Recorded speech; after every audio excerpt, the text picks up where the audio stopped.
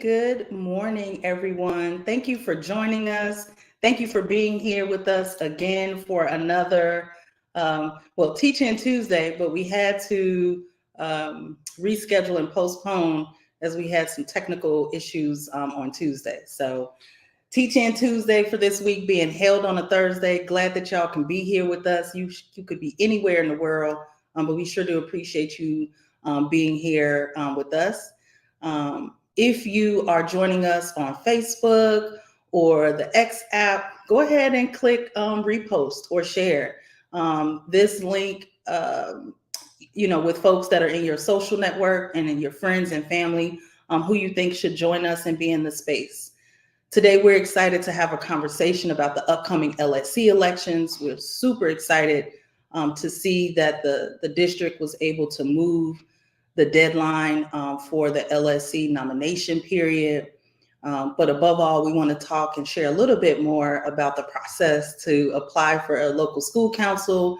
There are vacancies across the city, ensure a need for parents, students, and community members to apply and run in the upcoming election. My name is Natasha. I'm the director of Raise Your Hand. Happy to be on with you today. And with me, of course, is Kendra and Chinella. We're going to have a great conversation that also includes what's happening in Chicago Public Schools. We talk to parents, we organize with parents, and there's a lot of concern for the need to close the equity and opportunity gaps that exist in the district. So we're going to talk a little bit about some high interest areas that we've been looking at, and would love for you to join us in discourse. So again, please share the live. We won't be long today. We'll be strong in conversation and invite you to use the comment section to join us in the chat. If you have questions as we go along, we'll try to circle back and have some time towards the end of our presentation or our live today where we can answer those questions. All right, so without further ado, just want to check in and, I think we can get started around, give me just one moment here. I think what we can do is get started with the LSC overview. So what we're going to do now is we will go off your screen and you will see a few screen shares. This is sort of a high level, what you need to know if you haven't yet decided if you're going to run for LSC. This is our way of just showing you an abbreviated, fast facts, if you will, about the upcoming LSC election. So I'm going to start with just a little bit of history.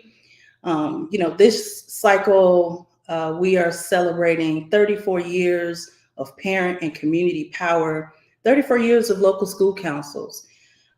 This would not be, where we are had it not been for our former mayor, Harold Washington, who, after a need for reform in the school district, really brought an education summit of parents, community members, academia, the philanthropic community, and the larger city community at large to come together for reforming our school district. And the result of that was the creation of local school councils.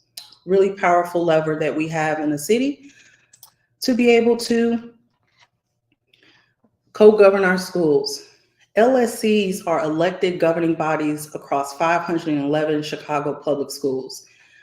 They have a list of approval points. However, primarily LSCs hire and evaluate the school's principal. They develop, monitor, and approve the school's improvement plan. So the education plan of the school, LSCs have the authority to really govern how our children are being taught. And in concert with that CIWP, or school improvement plan, the LSC has the authority to approve that school budget, to make sure that those school funds and resources are allocated to cure those equity gaps that we've been talking about and that we have seen persist for way too long. This might be a little bit small. I don't know if you can see it on your screen, but the LSCs are comprised of 6 parent representatives, 2 community reps, 2 teacher reps, a non-teaching staff member. At the elementary level, there's 1 student who are served in, who must be in grade 7 or 8. And then at the high school, they have 3 student representatives, and all LSCs will have a principal who's automatically a part of the LSC. There are actually over 6,000 seats available for parent and community members on the LSC. Once elected, they'll serve those 2 years. And then they don't have a term limit. So if you're a parent, as long as you have a child enrolled in the school, you can serve on that LSC. And as a community member, as long as you live in that school's attendance boundary, you are eligible to serve on that LSC for as long as you desire. We won't spend too much time here. This is just the key dates for the upcoming LSC election. If you are considering filing, you have until Wednesday, February 14th by 3 p.m., no later than 3 p.m., to submit your nomination form to the school you intend to run or the Office of Local School Council Relations, which is over on the west side of the city. If you are looking to be an election judge, this year the district is paying folks $275 to serve on each election day. So whether you serve on the elementary election day and also on the high school voting or election day, you can have a total of $550 for serving to make sure that the LSC elections go smoothly. If you need language or ASL accommodations, you can easily submit that request to the principal and the school's election coordinator. Please, that's going to be crucial if you're going to go into the next area, which is the LSC candidate forum. That's a public place for LSCs to be able to meet, share their ideas about the school. And so if you need that language justice, please make sure that you submit that by Friday, March 1st. And so of key dates that I want to mention here is that if you are looking to, for students, their election dates are listed here. For other candidates, that's parents, community members, their election day is going to be April 10th at the elementary level and Thursday, April 11th at the high school level. We'll move forward. If you're looking to run, this screen looks a little messy, but it's just 4 forms that you have to fill out in order to submit your nomination for local school council. Again, these are going to be due by Wednesday, February 14th. If you have access to the internet and a printer, you would just go and download and print these forms and fill them out and return them to the school or that Office of Local School Council Relations over on West Washington Boulevard.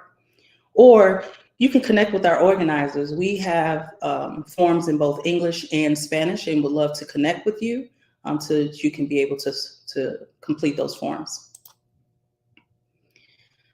Look, I opened up with this. The need is high. So current state, there's only around 30% of available seats that have candidate applications. So this screenshot denotes that those red tabs say that those are LSCs that do not have their full complement of 6 parents, the 2 community members, et cetera. So please get those applications in if you are considering running for LSC. Really wanted to highlight on some of the areas that we are focusing on. If you are over on the west side of town, there's a huge need of LSC members to fill those seats. And there's a tool, we'll drop the link here in the chat in a moment, that if you go onto CPS's website, you can put your home address into the search field on this form that you see on the screen, and it will tell you where you can run for LSC. So an example of what you see on the screen, 33 West Roosevelt, they have 9 schools available that they can run for a community rep. Of course, if you're a parent, you would run as a parent rep, but as a community member, if you live at this address, those are 9 schools that you can run. As you see, 7 of the 9 schools have availability for a community member to select that seat. On the far south side is another high interest area that we are organizing and really trying to cure longstanding vacancies. I said the far south side, but I'll look at Inglewood first. Inglewood is an area that we really see some vacancies and low applications at this point. So we're really encouraging parents and community members, to be able to use this tool, input your home address. So if you lived at 6416 South Walcott, you could run at either 4 of those schools that is on the screen. If you're a community member, as you can see, those are available seats, seats available to you. And if you live on the far south side, no matter where you live in the city of Chicago, you can use this tool to look where you can run for LSC. So if a person lived at 107th and Vincennes, you will see that there are 7 schools that a community rep could run. So this is a really helpful tool if you're curious and not sure where you would want to run, particularly if you're a community rep, to be able to look and see what is on the map, where you would want to run. Our LSC organizers are available to support parents, to be able to walk through this together, to fill out those nomination forms. So we really invite you to join us to some of our upcoming programming. We're having virtual events both tonight and on Tuesday, February 13th, to really build momentum towards this upcoming LSC deadline, which has recently been extended. So we want to do something a little different. We'll have an empowerment meetup. We'll talk about the fine or fast facts, if you will, about the upcoming election. But what we would really love to do is check in with y'all, have a more direct conversation around what's happening in Chicago, the current state of the district. So we invite you to join us today at 6 to 7:30 or on Tuesday from 7 to 8:30. We're also going to have a parent leaders meeting. This is a monthly session, which is meant to be a social for parents to meet. We feed you good. We have a good time. We talk about what's going on in CPS. Our mantra is don't CPS alone. It's an opportunity for parents to listen, to share, to feel empowered and organized around areas that they need for improvement in their school. Stay tuned. We have a certified training cohort of community certified trainers. We're going to be advertising dates in March and in April so that those who are looking to get their certified module training, they can join us for that. So stay tuned for more. At this point, I just want to remind you that if you have questions, please feel free to post them in the chat. And as we go through today's discussion, we can get to them as we go forward. So as we begin to press forward today with our conversation, I am going to bring us back on screen. And yeah, I want to check in. Chinella, Kendra, any thoughts? Did I share enough? Probably too much there. It can get long-winded when it comes to LSCs, but there's so much that we can share. I'm curious if you have any thoughts. If there's anything that I missed, please add to the conversation. I just wanted to include that, thankfully the LSC deadline was extended because we do have a lot of seats that need to be filled. So yeah, I'm happy about that we have another chance to continue these discussions. I'm just really happy that we have another chance to continue these discussions to encourage more parents and community members to be involved. And get those applications in. We need to see, we need to show up for our kids in the schools. So parents, I am encouraging you to get those apps in. We got another week. Just get them in. Kendra, I know you've been out most recently canvassing schools. I'm curious, share a little bit about the conversations. Like I know when you go out and you talk to parents, you're like, look, we've got this thing. You talk a little bit about the issues that's going on in the school. What's been the overall, I guess, engagement with parents around running in the LSC, this 2024 LSC election? Surprisingly, a lot of parents don't even know what LSCs are. And in this day and age, that's shocking. Um, that's why I feel like the schools need to honestly put something up on the marquees to let parents know about these meetings, about like welcome your parents into the school so they can learn. So the parents that I have, I've been far south mainly doing it, and you get a good conversation going just about a few issues in the schools, and a lot of negative, but yeah, that's the thing. Like my goal is to encourage as many parents as possible to put these applications in, and if not, just get involved in the school, join the pack, go into school and see what the faces look like, how clean the school is, what's going on in the school. Yeah. Yeah, that's a great point. I think, yeah, for schools to, I know the district passes out this information to schools probably this year, months ago. So to go into a school and to not see anything advertised for the upcoming LSD election is, a little bit deflating, but hopefully we see huge push and momentum, particularly in the schools and the areas that we're focused on, right? The schools that seem to be the furthest from opportunity, serving overwhelmingly historically marginalized families, appear to be the same schools that don't have the LSC election available or opportunities available. So hopefully, if you all are listening, if you're connected to a school and you don't see LSC posters out and around the school, tug on the principal and then encourage the principal and the school's election coordinator to get those out in this last week of opportunity to run in the upcoming election. Any final thoughts? In the book bag. Something. Huh? They put a flyer in the book bag. You know Yeah. how we get little notifications on a book bag, and in the book bag, especially in the primary. The bigger kids probably won't give it to us, but those little kids want to show you, like, look what I got today. So we need, that would be a push to at least put a flyer in the book bag.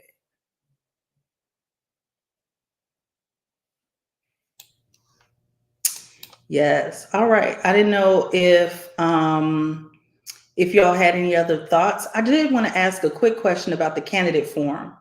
So once you apply and submit your application, the candidate forum is going to happen, March 11th through 19th. So LSCs are going to come up with a date between those dates, right? So it could be the 12th, could be the 13th.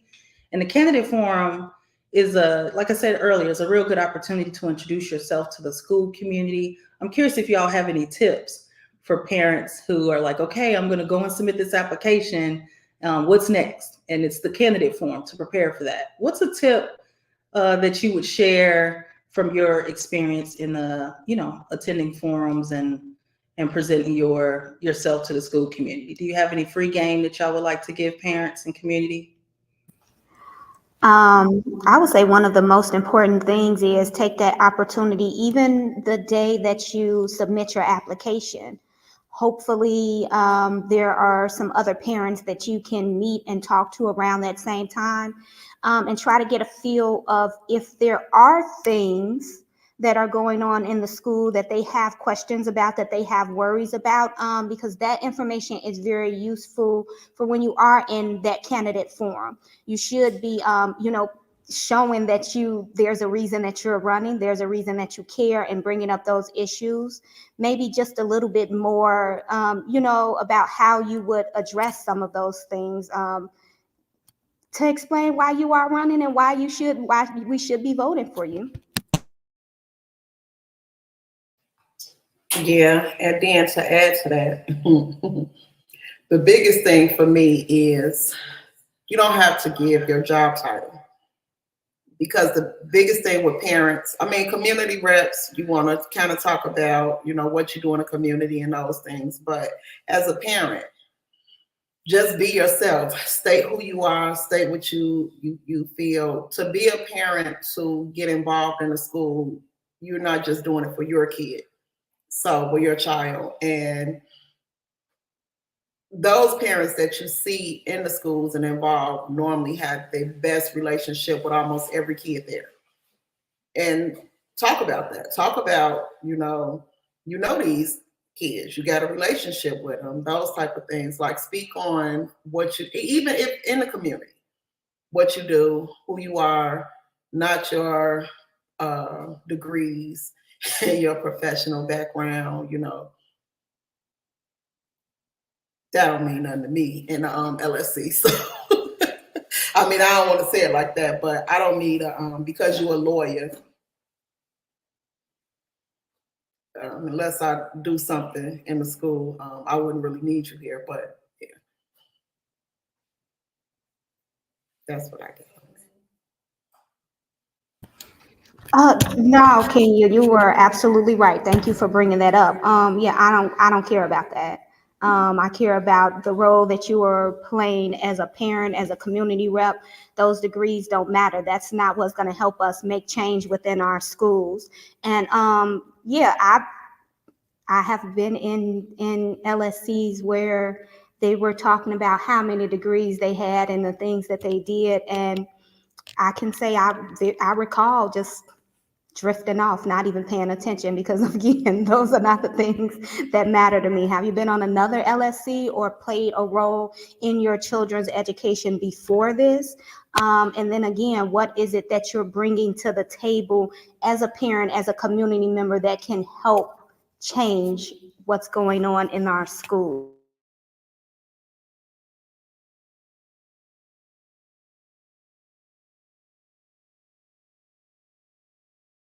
Oh, sorry, my mic muted. Sorry about that. But yeah, those things about, you're a lawyer, you're an accountant, you have a PhD in this, it really doesn't matter to me. And so, yeah, thank you so much, Kendra, for mentioning that, because that shows that there are probably more parents that feel that way too. So yeah, try to keep those things. If you must admit, mention them, keep them at a minimum.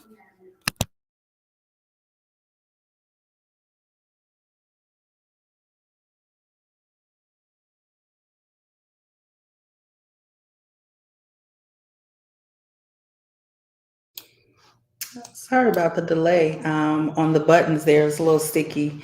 Yeah, I would just resonate with what y'all said. Like, if you have volunteer experience, to Chinella's point, if you have just innate skills. Some of the best parents that are on our LSC are, young, new to the school community space, who can see things, just to have a different perspective. I think a lot of times we see LSCs, they go for, the eighth grade parents or the junior and senior parents. It would be great to see the diversity of thought on local school council. So please engage your younger parents, your new parents who are into the space. I think that really brings for a well-rounded LSC. There are some huge great best practices that you can experience when you go to schools across the city, and then bring that experience with you into those candidate forums. But again, no degree is necessary. Bring your passion, your whole heart, and look forward to that experience coming and bringing true to the LSC in the governing space. Let's see, Erica, do you want to jump in and share a thought?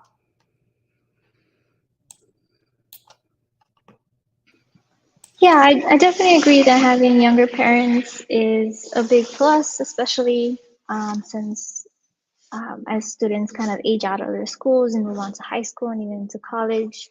It's important to kind of keep that wave of parent activism going, especially as we get newer parents coming into schools, younger children coming in, starting at pre-K, kindergarten to first grade. It's important to keep that wave of parents. I'm a pretty young parent, and I think that's really important in my daughter's school. There's not a lot of young parents that are that involved or activated, but I'm working on making that more common and normal at the school. So I definitely agree that's super important.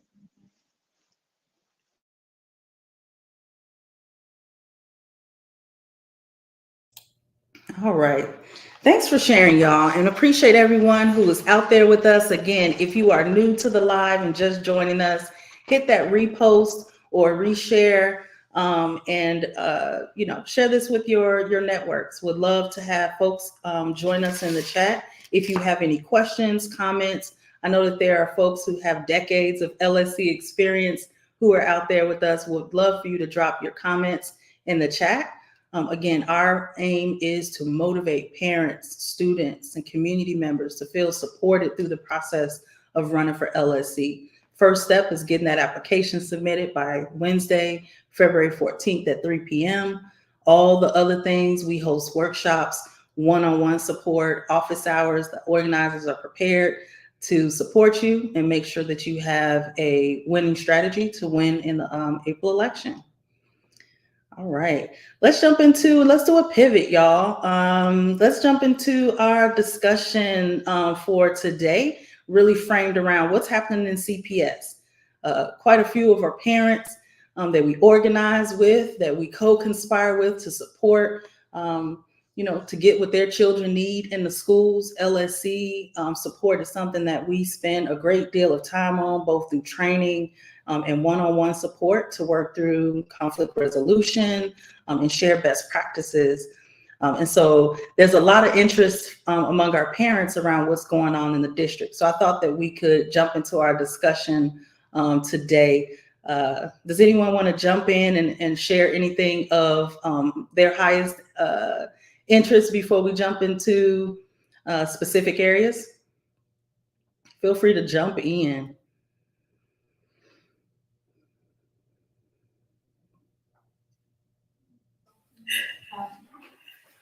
I promise I'm gonna get a new mouse so that I can jump off mute easily. The biggest conversation going now is about these SROs and the removal. And me being a parent that is with the movement, they should have been out of the schools. So yeah, that's a big discussion that has been going. A lot of parents did not know the amount of money that was being spent on those SROs. And the other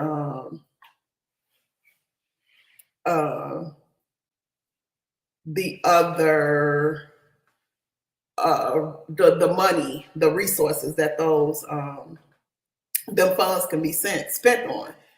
I think it's up to what, 80,000 that an officer was paid in most cases to sit outside of a school.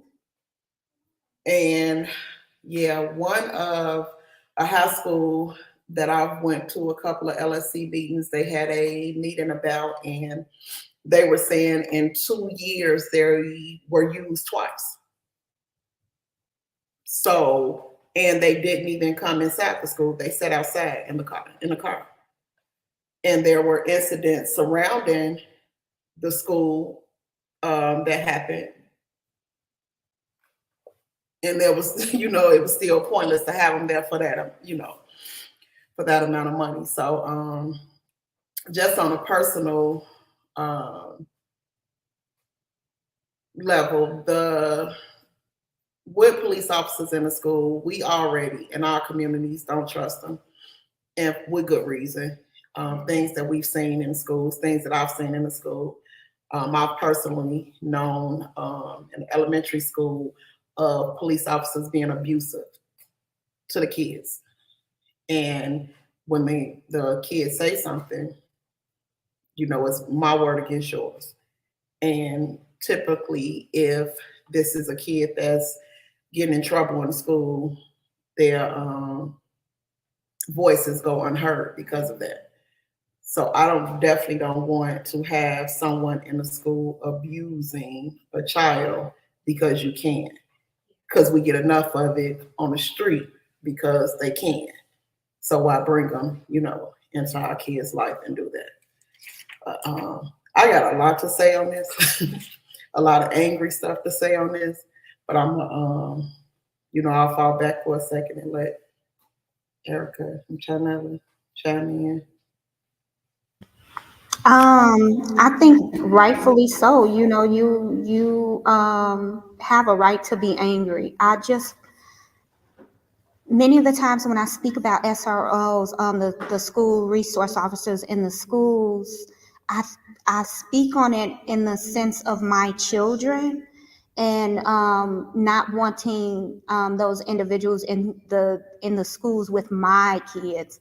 But I just thought about interactions that I've had when I was in high school, and I'm not gonna say when, but with the security guards and the police officers in there, how like intimidating they were. And I'm like, dang, this is it's been going on forever. I agree. I'm very happy that they will be pulling out of the schools.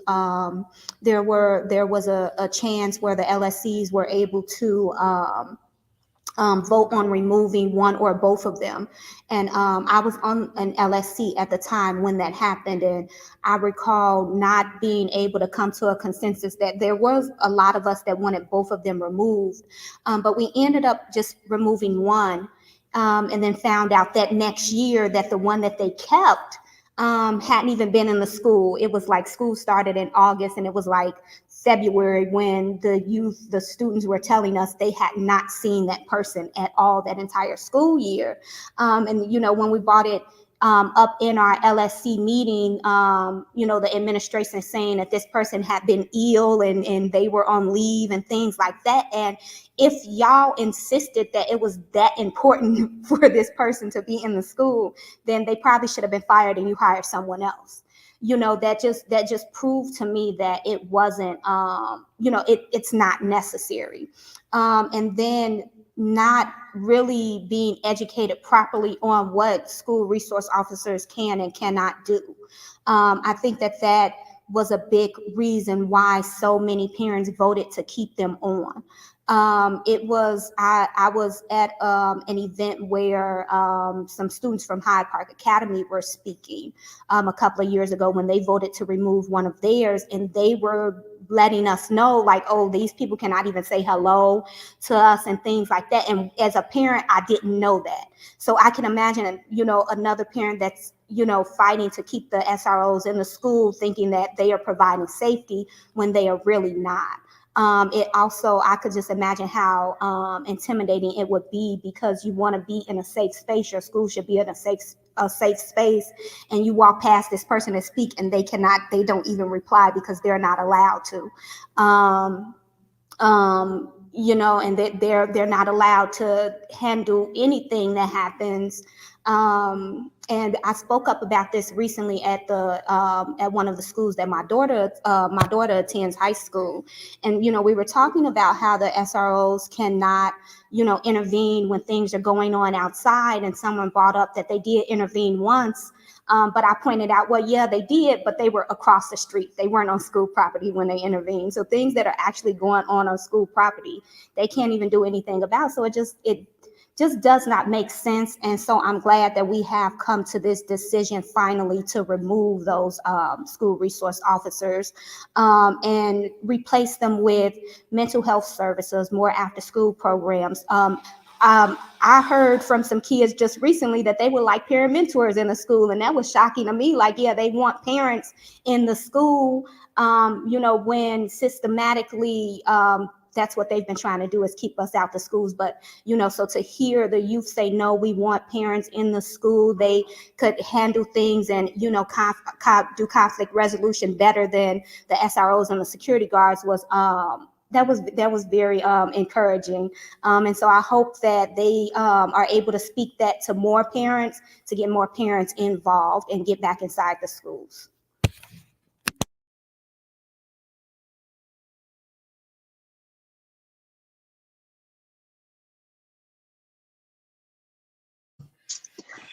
Yeah, and I just want to add more on just like the idea behind policing, especially policing Black and Latinx young people, and how that has to do a lot with just display of power, right? And it's about domination and intimidation.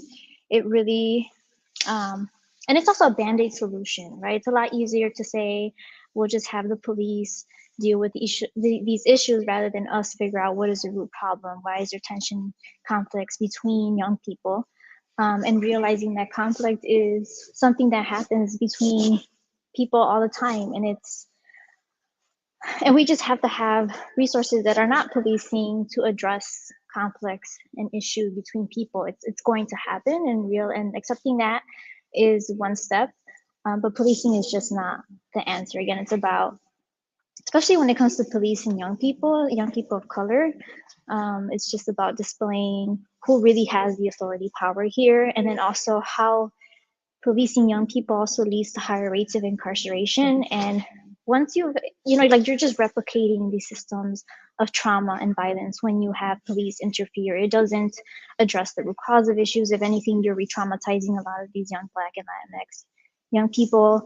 And then that can also lead to arrests and incarcerating young people, which is, we're trying to prevent that from happening, right? We don't want to divert more of our people to prisons and just to keep filling up corporate money on that end. But really taking a look at how our entire system is not very good at addressing root causes and how violence is replicated through like poverty or housing instability or just unhealthy ways of learning to live and exist, because that's all some of us know.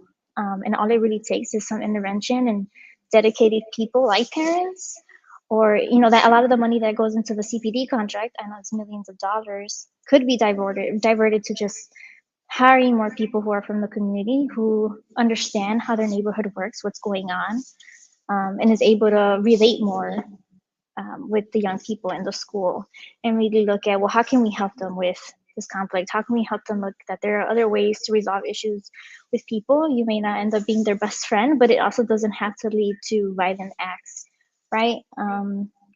And well, there's a lot more that I could say. Like, even just, I get a lot of calls from parents who deal with bullying, with fights at their school, and administration is just like, well, that's beyond us, right? Like, CPS does their investigation, but there's really no immediate safety being put in place. I know of one instance where like there's safety plans being put in place, but that also doesn't prevent students from harming other students, right? So like, for bullying, for instance, or things that could lead, right? Like, before we allow these things to escalate higher, there needs to be some prevention that happens.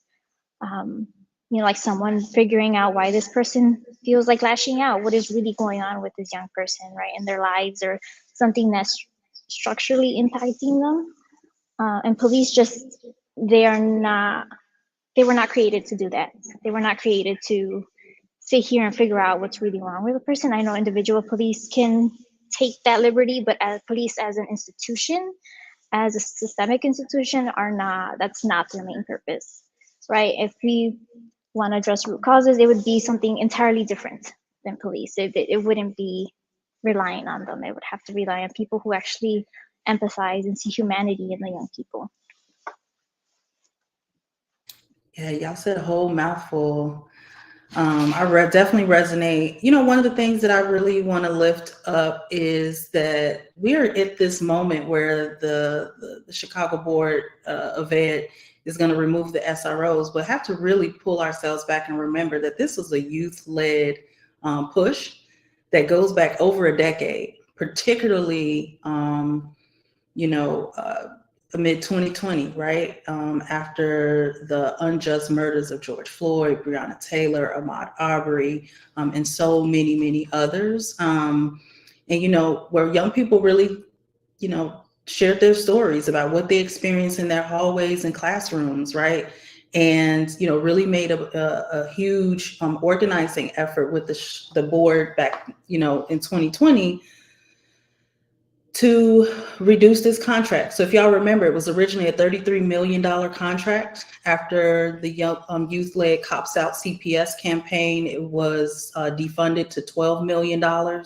And then there was this creation of the whole school safety resolution. So back in, I believe it was the spring of 2020, the board came out with a resolution that says, while they're not totally going away from the SROs, but it called on the CPS CEO to work on a plan to phase out SROs. That was 4 years ago. And that resolution is something that we've watched in iterations come to this point, and really are excited and really salute the young folks who have whose work is, I think, why we're at this point where young people are going to have the resources they need in their schools. And so the discourse around, to remove cops is, or the SROs from school, is to make those schools unsafe. I think there's plenty of examples of the schools that have removed their SROs since 2020, that there are no widespread, unsafe, issues that are happening. The schools still have their security guards. The local police department will still be available should there be a reason to engage. Should there be a reason to engage them?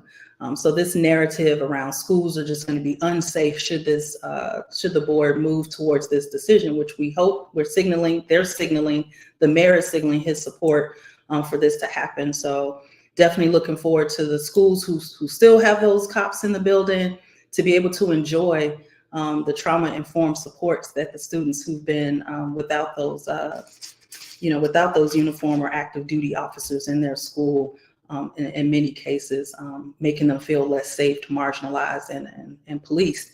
The school to prison nexus in Chicago is an eyesore. It's a national embarrassment.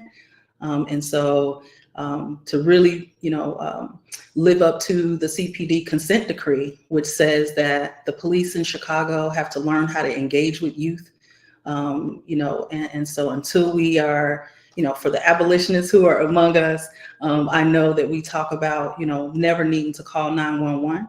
And that's a real thing that we should be in schools where that should be, again, the very, very last resort, because we have mentors. We should have youth intervention specialists. We should have mentors that can support our young people before we even put them on that track towards, like I said, the prison pipeline. So I'm excited about this, moving away from CPD SROs. When I was on the LSC, we struggled with this decision. That school now does not have cops in the building and now has 2 restorative, transformative, justice supports. And I'm super excited for the young people that get to experience that across those schools. So any final thoughts before we move on to our next topic? One more point. Kendra, you made a point about the elementary schools and the cops that are in those schools. Like, let's remember that back in 2020, some of the research that we saw was that the school to prison nexus actually starts in the K-8 schools. Let's be very clear. Kendra talked about a cop who knew where the cameras were in the school and knew how to hide, behind that or beyond that visible point, and would, rough up the young people. Some of the research that was done showed that by the 3rd and 4th grade, these young people were referred to police at unbelievable rates, right? And so by the time they are at 7th and 8th grade, right, they're already on that track, that pipeline that we know is a very slippery slope towards, being, again, just on that school to prison pipeline track. And so if you are in a K-8 school, you all most likely have off-duty police officers, retired police officers, or some complement of that. So also be mindful, particularly those that are on local school councils, monitor that discipline in the schools, particularly not just at the SRO or in the high schools where they're SROs, but also in those elementary schools to help root out those inequities where they exist.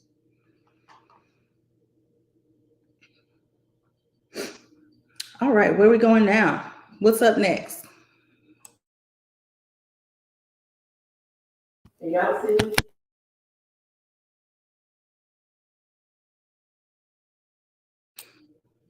All right, I like to bring one that I feel pretty passionate about. I think one of the first things that I got into organizing around was the JROTC. Chicago Public Schools is the most militarized school district in the nation, right? Where we have students who are on the buses or on their way to school each day wearing battle dress uniform, the same uniform that Marine and soldiers and airmen and sailors wear while deployed abroad. We see young people wearing those, wearing that garb to school each day. And so to have a militarized school district that had persisted with, enrolling Black and Latinx and poor and marginalized folks, which is really a recruitment tool into the military. We had schools that said that JROTC was something that young people really wanted to do, that young people love the program. So there was an investigative report that showed that JROTC enrollment, it was sort of a forced enrollment. So schools were not having, option for young people to take PE. There wouldn't be no PE teachers. Some schools got rid of their PE teachers in order to bring on the proliferation of JROTC. And so the CPS-IG looked at that practice because that's not the way it's supposed to be. It's supposed to be an opt-in system.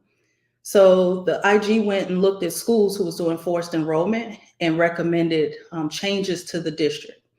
Would you all believe that the same program that the district swore young people just love to be in, there's been a huge drop-off of enrollment in JROTC. And so I'm excited to see, sucks that it had to come to an investigation, but really excited to see the CPS-IG is tracking JROTC enrollment and definitely changing the tide in terms of forced enrollment in that class. Does anyone have experience with JROTC or any thoughts around this turnaround of enrollment? I have so many thoughts. So I'm gonna have to date myself again, but when I started high school, it was in '99, and that was when they first started implementing JROTC into the schools. And it was, for me, it was really confusing, what is this? And I was not a part of it, but many of my friends were, and the reason that many of them took JROTC was because it was either that or swimming. And so they would rather not have taken swimming classes. And so, but to just realize that at that time, I didn't know that I was going through the disinvestment in I didn't realize that I was going through that at the time. And it's just so crazy that to see now that, now you're doing an investigation. I think that the first time that I read about them looking into it was in 21. So all those years when this is these things that you are putting in our schools, you should be investigating and doing checkpoints and making sure everything is good, everything is working yearly, at least, at the minimum. But 20 years have passed, and now you're doing this research to find out that you are funneling children into this program. And yeah, when they first started implementing JROTC into the schools, they were on the south side, they were on the west side. They didn't have those course classes in the north side schools. So again, that was nothing but a disinvestment in our communities and in our schools, and we didn't see it that way. Which is again why it's very important for parents to play a role in their children's education and know what the programming is that's going on inside the schools, because we automatically trust that CPS and these schools are doing what's in the best interest of our children, but it's really not. So I'm really excited that this research was done and they are noticing that that they were automatically putting our children in these courses.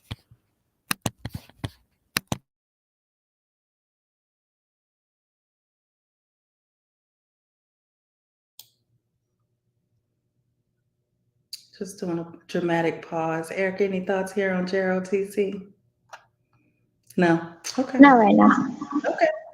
All right. I think, as we move to, wrap up, we hear a lot from parents, who have, concern. I would say that if you're concerned about the programs that are in your school, particularly JROTC, if you're interested in, what's going to happen, what's the whole school safety plan for your school, go to your next LSC meeting. On the CPS website, we've dropped a link in the chat.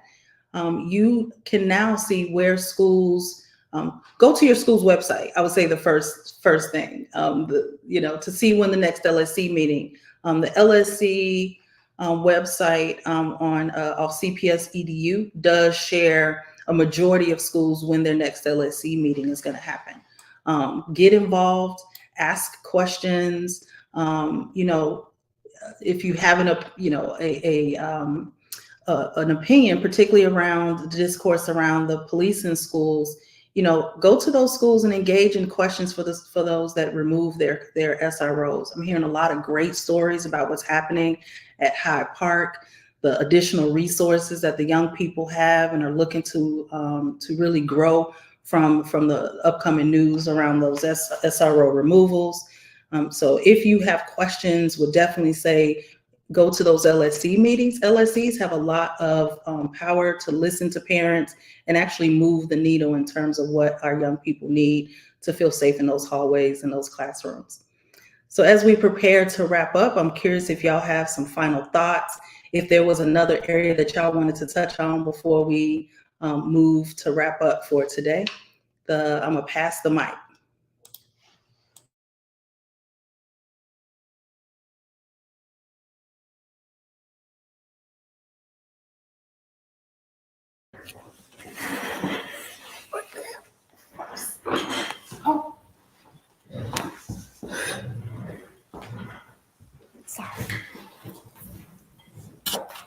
I'm sorry, I was having a little technical difficulties, but I don't, just on a JROTC level, I was one of those students who actually joined ROTC because I had eczema on my arm and I did not want to get in the pool.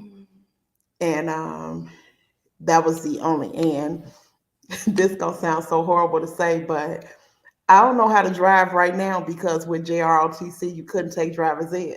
So I never took driver's ed in high school and I just never learned after that. So yeah, that was another thing. But it was good talking with you all today.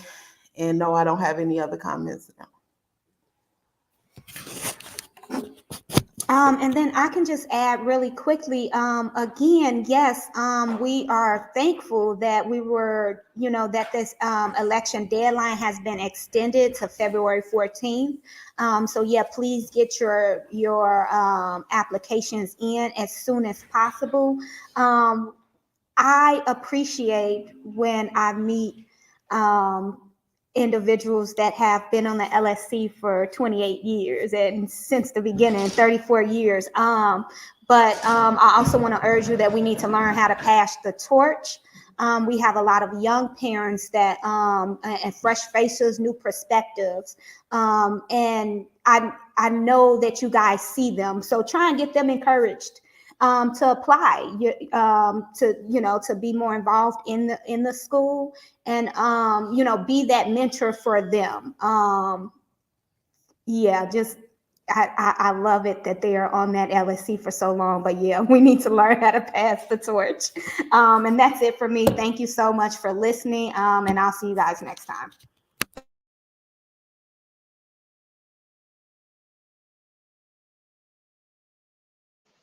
Thank you guys for coming. All right, y'all. Appreciate y'all for being with us. Again, we've dropped links in the chat. If you are interested in running for LSC, a reminder that deadline is next week, Wednesday, no later than 3 p.m. If you're on the other side of the school door at 3:01, unfortunately, it will be a minute too late. So please make sure that you go to the website, check to see what identification you need to have when you drop off that application, get it submitted. And then join us for our upcoming programming where we will be able to share empowerment, best practices, resources, and tips from those, gathered from those who have been doing this LSC work for decades. So look forward to seeing y'all. In the meantime, be well, take care of yourself, be kind. Peace, y'all.